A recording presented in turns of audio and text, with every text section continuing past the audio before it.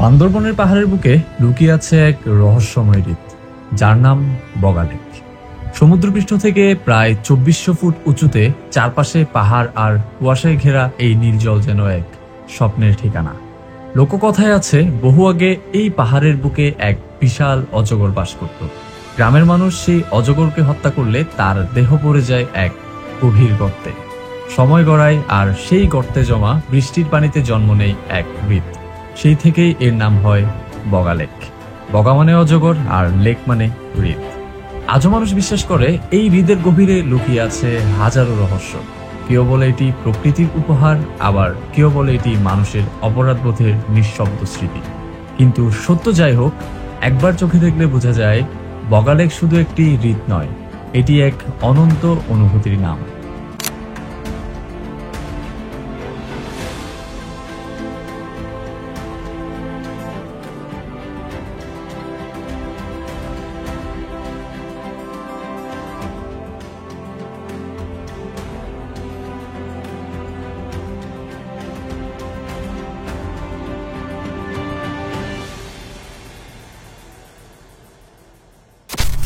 বাসায় যখনই শুনে আমি বান্দরবন যাচ্ছি, ঠিক তখনই তাদের রিয়েকশনটা এমন হয় যে এতবার বান্দরবন কিভাবে ভালো লাগে একটা মানুষের। ইকোনমিক্সে একটা প্রিন্সিপাল আছে, ল অফ মার্জিনাল ইউটিলিটি, অর্থাৎ কোনো একটা কাজ বারবার করতে করতে সেই কাজের প্রতি বিরক্ত চলে আসা। তবে ইকোনমিক্সের এই প্রিন্সিপালটা বান্দরবনের ক্ষেত্রে খুব একটা কাজ করে না, খুব একটা না, একদম পুরোটাই কাজ করে না বললেই বলতে পারেন। বান্দরবন হচ্ছে এমন একটা জায়গা যেখানে আপনি যতবারই যান না কেন, আপনাকে বান্দরবন কখনো বিরক্তি ফিল করাবে না, মানে বিরক্ত হইতে দিবে না আপনাকে বান্দরবন। এখনো পর্যন্ত বান্দরবন বহুবার যাওয়া হলেও বগা লেক হচ্ছে আমার ফর দ্য ফার্স্ট টাইম, মানে এবার প্রথমবারের মতো আমি বগা লেক যাচ্ছি। বগা লেক যেতে চেয়েও যেতে না পারার কাহিনীটা আপনারা সকলেই জানেন। কাহিনীটা হচ্ছে, বগা লেক বা রুমা এতদিন পর্যন্ত পর্যটকদের জন্য বন্ধ ছিল, মানে বন্ধ বলতে বাইকারদের জন্য বন্ধ ছিল। বাইক নিয়ে সেখানে যাওয়া যেত না, আর যেখানে বাইক নিয়ে যাওয়া যেত না সেখানে আসলে আমার খুব একটা পা পড়ে নাই। সো আমাদের এবারের টিমটা যেহেতু বড়, তাই এলাকা ভেদে আমাদের মিট আপ পয়েন্টটাকে দুই ভাগে ভাগ করা হয়েছে। অ্যান্ড প্রথম ভাগের মেম্বাররা আমরা অলরেডি রওনা দিচ্ছি আমাদের দ্বিতীয় মিট আপ পয়েন্টের উদ্দেশ্যে। অ্যান্ড বাকি ভদ্রলোকরা এখানে দাঁড়ায় দাঁড়ায় কি করতেছে সেটা হচ্ছে আমরা যাওয়ার পরে দেখতে পারবো। অবশেষে দীর্ঘ জ্যাম ফেলে আমরা চলে আসলাম হচ্ছে আমাদের second meet up point. And second meet up পয়েন্টে আমাদের যে ভাই ব্রাদার গুলো দাঁড়ায় ছিল, তারা হচ্ছে খুব বেশি বিরক্ত হয়ে গেছে, কারণ আমরা মোটামুটি ভালো পরিমাণে লেট করছি। যদিও আমরা লেট করি না, আমাদের হচ্ছে লেট হইছে। অ্যান্ড ফাইনালি আমরা সবাই মিলে রান দিলাম হচ্ছে কোথায়, আমরা সবাই মিলে রান দিচ্ছি হচ্ছে বগা লেকের উদ্দেশ্যে। এন্ড না, এগুলো তো আমাদের ভাই ব্রাদার না। চট্টগ্রাম কক্সবাজার হাইওয়েকে সবচেয়ে ভয়ঙ্করতম হাইওয়ে বলা হয়, মানে আমি বেসিক্যালি বলি হচ্ছে এই ধরনের বাসগুলোর কারণে। এই একটা বাস, মানে তার কাছে কোনো সাইড নেই, তার সামনে হচ্ছে আরো অলমোস্ট ২-৩টা গাড়ি, অ্যান্ড কন্টিনিউয়াসলি অপোজিট রাস্তা থেকে গাড়ি আসতেই আছে, বাট সে কন্টিনিউয়াসলি ওভারটেকিং এর অ্যাটেম্প নিচ্ছে আর ব্রেক করতেছে আর এদিকে চাপাচ্ছে। এন্ড ফাইনালি সে হয়তো বা এখন ওভারটেকটা করতে পারবে। সো চট্টগ্রাম কক্সবাজার হাইওয়েতে উঠলে অবভিয়াসলি এই ধরনের বাস থেকে দূরত্ব মেনটেন করবেন। তারা যখনই সাইড দিবে, যখন তারা এরকম সোজা শান্ত হবে, তখনই আপনারা হচ্ছে ওভারটেকটা নেবেন, আদারওয়াইজ ইগনোর করেন, একটু অপেক্ষা করেন। আমরা আমাদের ট্যুরমেটদেরকে হারাই ফেলছি। সাথে আছি হচ্ছে আমি আর আমার সাথে আরেকটা কেপিটি, আমরা দুই মিতা বলে আর কি, দুই কেপিটি একসাথে রাইড করতেছে, আর বাকিদের কোনো আতা পাতা খোঁজ খবর কিছুই নাই। তো কেরানীহাটে দীর্ঘ বিরতির পরে আমরা আবার রওনা দিচ্ছি হচ্ছে বান্দরবনের উদ্দেশ্যে। যদিও বা আমাদের টাইমটা একটু দেরি হয়ে গেছে, কারণ হচ্ছে বড় টিম, আর বড় টিম মানে টাইমিং একটু ঝামেলা হয়, এটাই স্বাভাবিক, এটাই নিয়ম। অ্যান্ড আমাদের ট্যুরমেটদের সাথে আপনাদের পরিচয় করে দেওয়া হয় না, কারণ হচ্ছে এত বড় টিমের কয়জনের সাথে কয়জনের পরিচয় করে দিব। কেরানীহাট ফেলে এই জায়গাটাতে আসার পরে মনে হয় যে আমরা এখন বান্দরবন যাচ্ছি। এর আগে চট্টগ্রাম কক্সবাজার হাইওয়েটা মোটামুটি ভালো পরিমাণে প্যারা খেতে খেতে রাইড করতে হয়। অ্যান্ড ফাইনালি কেরানীহাট ক্রস করে আমরা যখন এই রাস্তাটাতে ঢুকি, তখন হচ্ছে আমাদের মনে হয় আমরা বান্দরবন যাচ্ছি বা পাহাড়ে যাচ্ছি।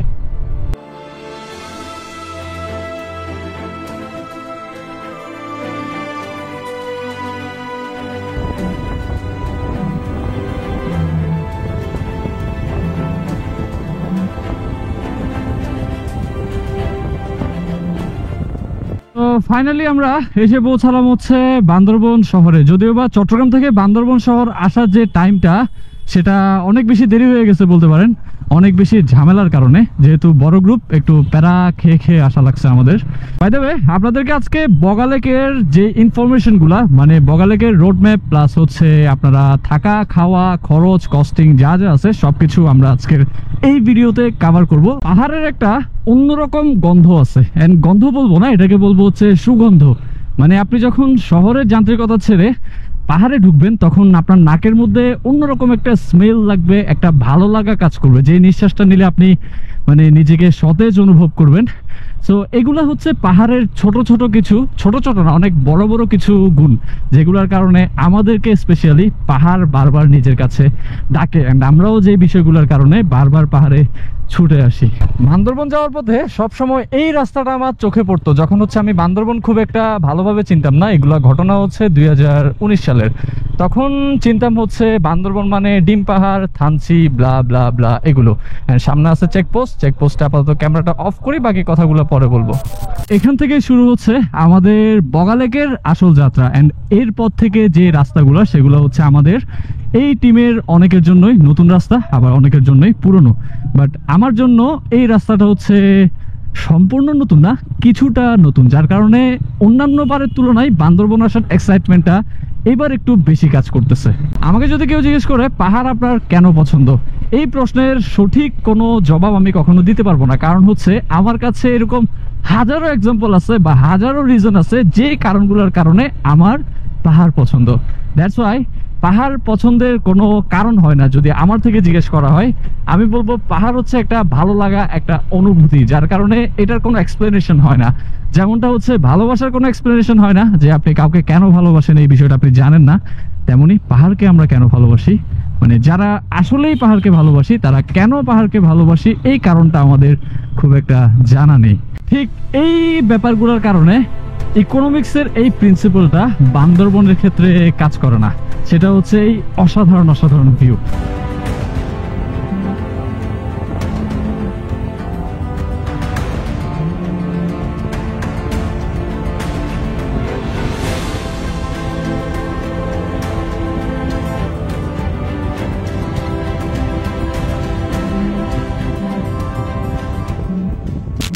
রুমা বাজার থেকে 13 কিলোমিটার আগে আমরা দাঁড়ায় এখানে নামাজটা পড়ে ফেললাম, কারণ এখান থেকে যদি রুমা বাজার যাওয়ার পরে আমরা নামাজ পড়তে যাইতাম তাহলে আমাদের জুমাটা আজকে মিস হয়ে যেত। রুমা বাজার ঢুকার আগে আপনাদের একটা চেকপোস্ট পড়বে। এই চেকপোস্টে দাঁড়ায় হচ্ছে আপনাদেরকে করতে হবে কি জানেন, এই চেকপোস্টে দাঁড়ায় আপনাদেরকে করতে হবে হচ্ছে এন্ট্রি।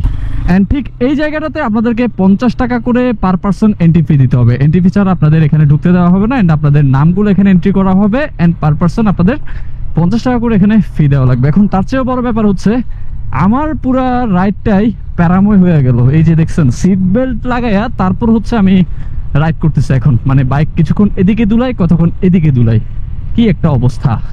সুন্দর একটা ভিউ দিচ্ছে, এই যে দেখতে পাচ্ছেন। এই জায়গাটার নাম আমি আসলে জানি না, অ্যান্ড এই জায়গাটাতে এই ব্রিজটাতে এই প্রথমবারের মতো আমি আসছি। বাট মানে ভিউটা চারপাশ থেকে খুবই খুবই খুবই সুন্দর লাগতেছে।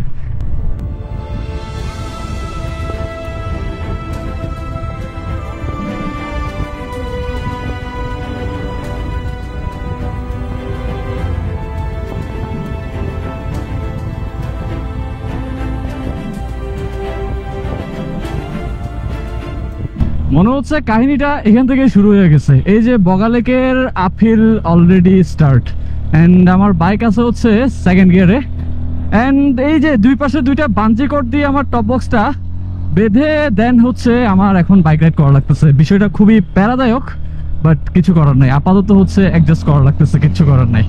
আচ্ছা, বগালেকে তো গাইড ছাড়া যাওয়া যায় না, তাহলে আমি একা একা কিভাবে যাচ্ছি তাই না? কারণ হচ্ছে আমার পার্টনাররা গাইড নিয়ে সুন্দর করে আমার রেখে সামনে চলে গেছে, আর আমি তখন বসে বসে আমার ভাঙ্গা টপ বক্সের কি করতেছিলাম, ভাঙ্গা টপ বক্সের মেরামত করতেছিলাম, মানে এটারে তালি জোড়া দিয়ে লাগাইতেছিলাম বাঞ্জি কোট দিয়া। এন্ড বাকিরা সামনে কোথায় গেছে আমার জন্য দাঁড়ায়ও নাই, কোনো সিগন্যালও নাই। হোয়াটএভার, যদি তোর ডাক শুনে কেউ না আসে তবে একলা চলো রে, সেই প্রবাদ ধরেই আমি আগাচ্ছি সামনের দিকে।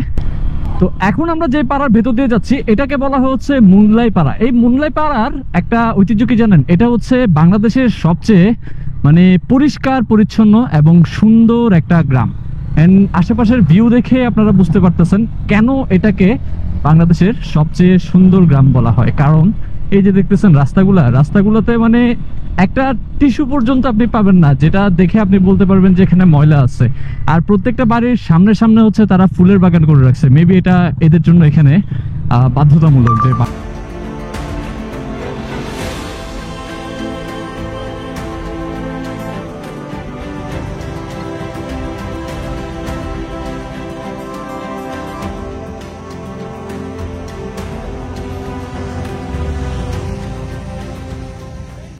কিছু কিছু ট্যুর ব্যাড বাসের কারণে মেমোরেবল হয়ে যায়, তেমনি আমাদের বগালেকের যে ট্যুরটা সেটার মানে কন্টিনিউয়াসলি একের পর এক ব্যাড বাস, যার কারণে হচ্ছে এই ট্যুরটা আমার জন্য স্পেশালি স্মরণীয় হয়ে থাকবে।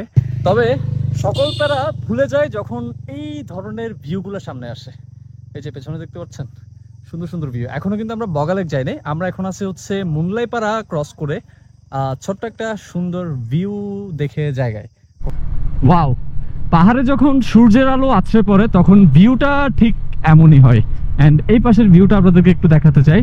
এই যে দেখতেছেন, এন্ড সামনে ভাই ব্রাদাররা দাঁড়াই গেছে, মানে আমি শিওর ছিলাম যে এই জায়গায় এরা দাঁড়াবে এই সুন্দর ভিউটা দেখার জন্য।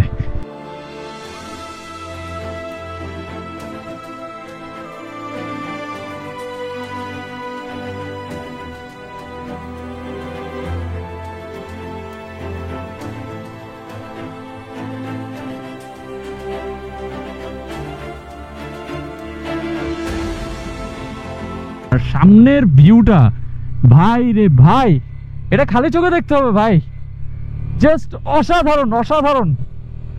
ও মাই গড, সূর্য অস্ত যাচ্ছে পাহাড়ের কোলে, মানে হচ্ছে পাহাড়ের পেছন দিয়ে সূর্য অস্ত যাচ্ছে, আর এই হচ্ছে পাহাড়ের অবস্থা। মানে খুবই জোস লাগতেছে, জোস মাশাআল্লাহ। বগালেক ঢুকতে আমাদের সন্ধ্যা হবে, ঠিকই আমাদের বগালেক ঢুকতে সন্ধ্যা হয়ে যাচ্ছে। এন্ড সন্ধ্যা হওয়াতেও একটা লাভ হয়েছে, কারণ হচ্ছে আমরা উঠতে যে ভিউগুলো উপভোগ করে আসছি এইগুলো জাস্ট অসাধারণ। এন্ড সামনে যে লেকটা দেখতেছেন এইটাই হচ্ছে বগালেক। এন্ড এখানের বাদবাকি যে কাহিনীগুলা সেগুলো আপনাদের সাথে মেবি কালকে শেয়ার করলে ভালো হয়, তাই না?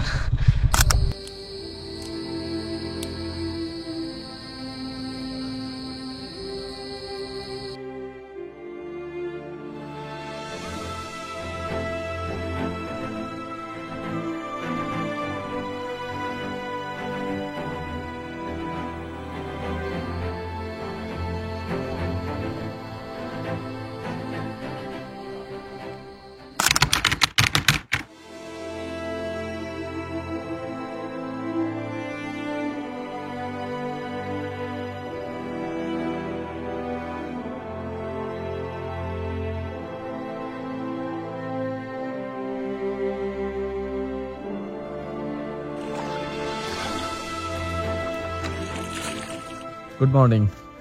আজকে হচ্ছে আমাদের বগালেকে দ্বিতীয় দিন, আর এই হচ্ছে বগালেক থেকে পাহাড়ের ভিউ আর লেকের ভিউ তো আপনারা অলরেডি সিনেমেটিক শটে দেখে ফেলছেন।